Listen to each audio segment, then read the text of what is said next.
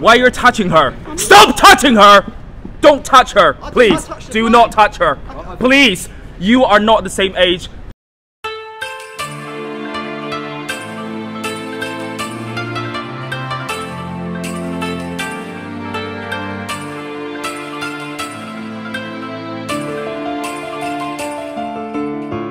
Hello guys, so today I want to talk about Brendan Kavanagh's incident with the Chinese provocateurs.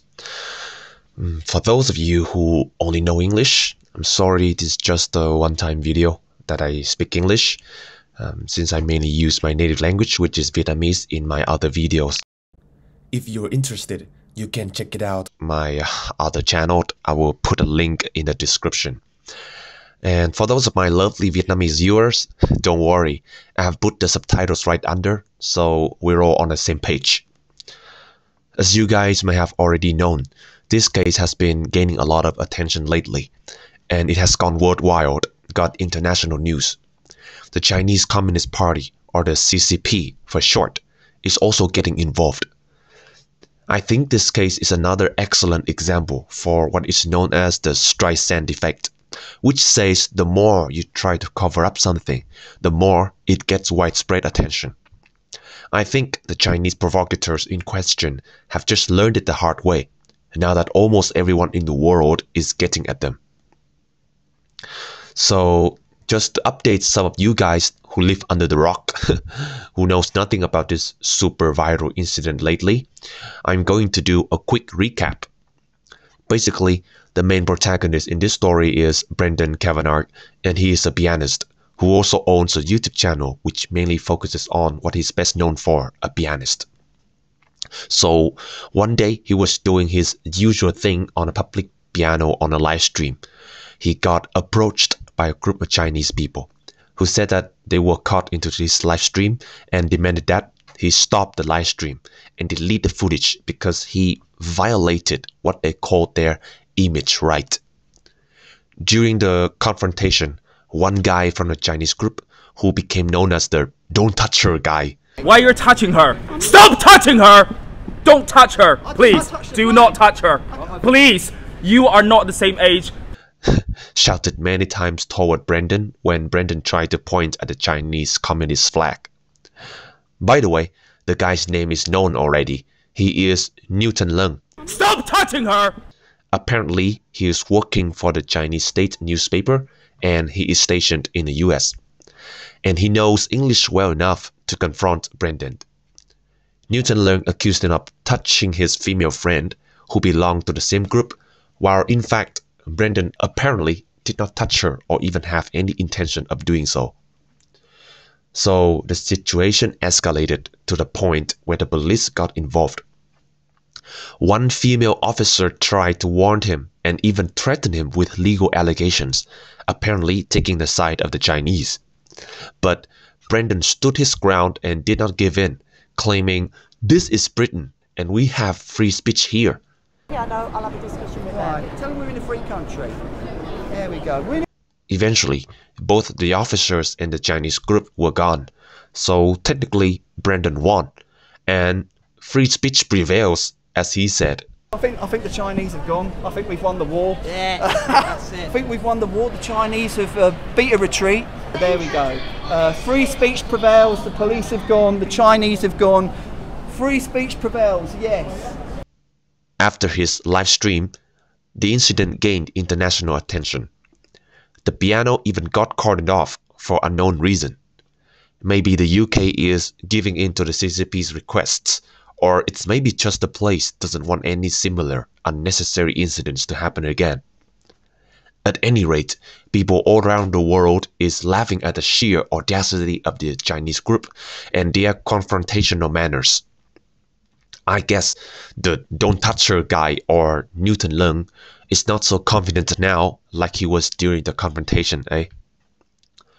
So I want to talk about the possible psychology happening in the heads of the Chinese group, especially Leung. Stop touching her! Why did he speak so obnoxiously, full of false confidence, and act so self-entitled?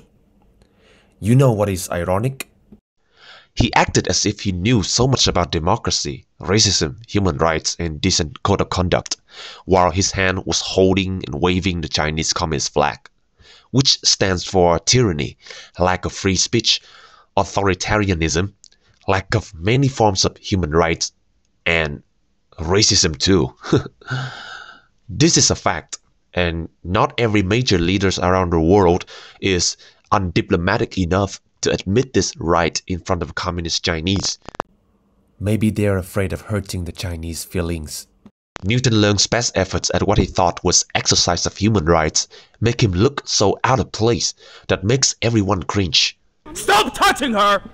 If they didn't want to appear in Brendan's live stream so much, they could have just walked away and not make a fuss out of it. And now the situation got so much worse for them. He thought the same tactics that work in China, such as gaslighting, would work too in a free country like Britain. Why did they act like they did? You know, they are extremely well-educated people in terms of Chinese standards. They all can speak English fluently enough to converse with the native people. They all work for and have deep connections with many important institutions in the UK. It goes without question that they are themselves extremely highly privileged individuals back in China also. This group of Chinese people most likely come from affluent families who got deep roots in the Chinese Communist Party, which is the main way that wealthy Chinese people get so powerful and rich, either by becoming a Communist Party's member or getting connection with someone who is a Communist Party member. To put it short, if you are extremely well-educated, rich, powerful in China, you must be connected with the Chinese Communist Party, as no one is above the party in China. You get too powerful for your own good, you get cancelled. So, in order to get powerful and rich, but not cancelled by the CCP, one has to do his own bidding of praising the glory anthem of the CCP once in a while. Which explains why so many rich Chinese students are so protective of the CCP. I'm not show my freedom. Yeah, I understand that, and I will blur out your face, right? But can you tell me a bit about why you think it's right to rip these down? I don't think I'm right, but you think you are right? Because their parents are pro-CCP, who provide them the means to be there. First world countries where human rights are better guaranteed than China in the first place. Because if you're not rich in China, you cannot speak English as good and cannot have the money to go abroad. Going abroad is the lifelong dream of many Chinese people, but they cannot afford. Many Chinese people you encounter in the first world countries are from wealthy families who could afford their education. So, this is the reason why Newton Leung and his companions got so worked up when Brendan even got the slightest hint of disdain at the red communist flag that they were holding and waving. Why are you discriminating a different country? Why are you getting excited? Because you're getting your knickers discriminating in another country. How am I discriminating? Yeah, you're saying playing we're the communists, race card, we're holding mate. a flag. Yeah, because you've got a communist flag in your hand. Oh my country is different from the political agenda. That's not the same Is that matter. a communist flag, That's yes not or the no? same- that's So not it's the same not. thing. What's even funnier is that Brendan just said they were holding a communist flag, and it was all it took to make them so angry. Why did he get so angry, even though Brendan was just stating what was obvious? Since when was China not communist? Why did you get so offended at being called a communist? Why is calling someone holding a Chinese communist flag a communist person offensive? If the Chinese Communist Party is so glorious and so amazing like they make it out to be, they should have been proud to be called communist instead. Why get offended by being called exactly what you make yourself to be? So, as I said, because Newton Leung, he's rich, he's well educated compared to other fellow Chinese, and he is supporting the CCP. It is no surprise that he could be always feeling he is better and more important than most people. When such people cannot get their way, they will throw a tantrum and play being a victim in order to criminalize someone else. As a matter of fact, this is a well-known tactic in China too. It is called 彭氏, which, according to Wikipedia, is the practice of crooks placing ostensibly expensive, fragile items in places where they may easily be knocked over, allowing them to collect damages when the items are damaged. The term has been expanded to include a predominantly Chinese crime where scammers feign injury in traffic accidents in order to extort money from drivers, as well as to describe broken porcelain diplomacy, in which any foreign criticism of the Chinese government or its strategic issues is met with manufactured outrage. So, evidently, he did a very good job of broken porcelain diplomacy by playing the victim card, yelling, "Stop touching her!" loudly in public, acting all angry to make Brandon look bad. It's a simple strategy, but it works in China very well. However, it didn't work quite well in the UK, because people in the UK are calm, analytical, and able to differentiate what is right and what is wrong. You cannot just play the victim card by just simply yelling racist. The person has to be actually racist in order to be held guilty for being racist. In his defense, in Newton Learn's defense, Brandon did call them Japanese people, but I guess it was mostly due to ignorance, and he genuinely thought not most of them were Chinese. Just because you're holding a Chinese flag doesn't necessarily mean you're a Chinese person. He tried his best not to appear racist. So I think Brandon did something that is quite reasonable to me. Well, at least that's to me. As long as he did not do anything that obviously dehumanized them in public. If you're a man and not easily offended, just walk away. You don't have to try so hard to prove that you're right. I know that you know your rights well, which are well protected in free countries like the UK. But you don't need to teach British people on how to uphold those rights. They were born in it, molded by it from the age of young, so they know what to exercise, what not to.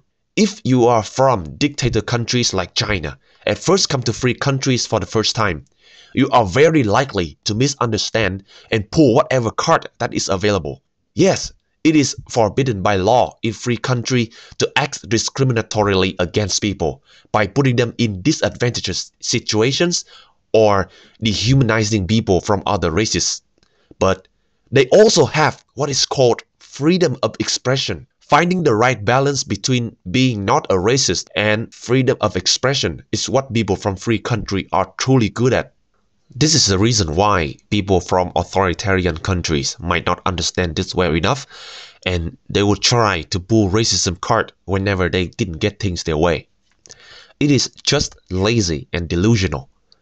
And foreign people should know better than to pick quarrels with native people, unless it is obvious native people did something so illegal, such as murder, swearing. When in Rome, do as Romans do, please. Watch and learn how native people behave. Don't assume. Don't act so confident. Don't think you are too important. Avoid unnecessary fights and find peaceful solution instead. That's how it should have been. You guys could have handled the situation so much better if you hadn't got too self-entitled and also important. If you didn't want to be filmed so bad, just walk away. Easy as that. Why look for problem?